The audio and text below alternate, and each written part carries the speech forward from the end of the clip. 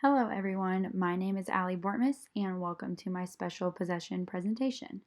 My presentation is about my dog Maggie. I got her as a puppy when I was about 6 or 7 years old and she has been my best friend ever since.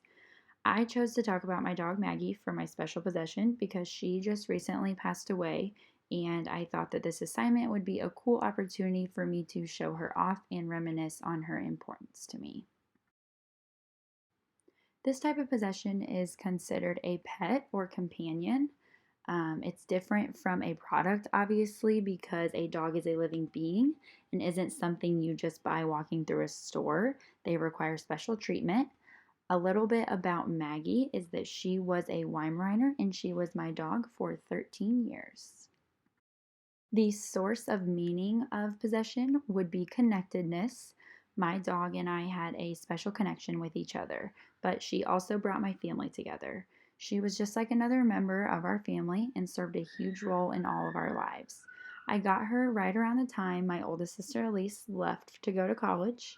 My sister leaving for college was hard for me because I really admired her and looked up to her, but having Maggie around kind of took the place of my sister, obviously not literally, but she was always there for me, kept me entertained, and I was an 8-year old trying to train and raise a puppy, so you can imagine that that kept me busy. She was like my companion, and I definitely have a huge emotional attachment to Maggie even now that she is gone. Maggie could even be considered a part of my individuality and a part of who I am because I consider myself a huge dog person and I also consider Maggie to be my baby girl in a way. She was my first pet and she will always be a huge part of me. Some traits that Maggie holds as a special possession are that I would never resell her.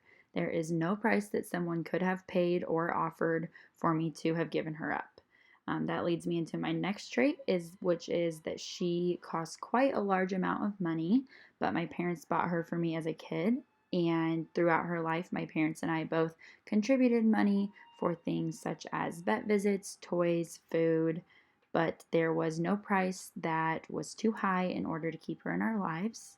The next trait is that she is irreplaceable, or in other words, there are no substitutions for her. No other pet could take her place. The next trait I described as eternal life, meaning that if I could have kept her forever, I would have. I wish that I could have never lost her, but obviously these things happened. I am just grateful to have ever had her in my life. The last trait is that she was definitely more like my best friend than a dog, meaning she was personified. She helped me through a lot of hard times in my life, and for that I am forever thankful. Maggie is special to me simply because she's my dog, but to get technical with terms, it's because she created mood altering properties. She made me feel happy, comfortable, and loved. I loved her so much, and she was so much more than just a pet. She always knew when something was wrong or when I wasn't feeling well. She would come nudge her nose on my door to my room and push it open, and then come to the side of my bed and put her nose on it, as you can see in these pictures here. Then I would pat the bed with my hand, and she would jump up and lay right on top of me, which I actually loved. I think that this is one of the things that I miss the most is just her, presence and her laying with me and comforting me. Some rituals regarding Maggie would mainly be grooming rituals. Grooming rituals are considered things that bring out or maintain the best in special possessions. So, in this case, those would be vet visits in order to make sure that she was always healthy or to fix any issues that she might have been having. You can see her in a cone in that top left picture there. She was not happy with me for this one. She had to have a small cancer spot removed on her stomach and she would not leave it alone. So, unfortunately, the cone was the only answer. I also used to brush her teeth to keep them clean from buildup. I also would give her baths either outside if it was warm or in the shower, which she absolutely hated. She did not like water, which is unusual for dogs. It was not her thing. So the main grooming rituals had to do with her health and hygiene. And other than that, she was perfect just the way she was, in my opinion. When it comes to disposal, obviously, I would keep her around forever if it was possible. Her passing away only means she is not here with me physically, but the memories we have will never die and she will never be forgotten. Thank you guys so much for listening to my presentation. I hope that it made you think about the special possessions that you have in your life.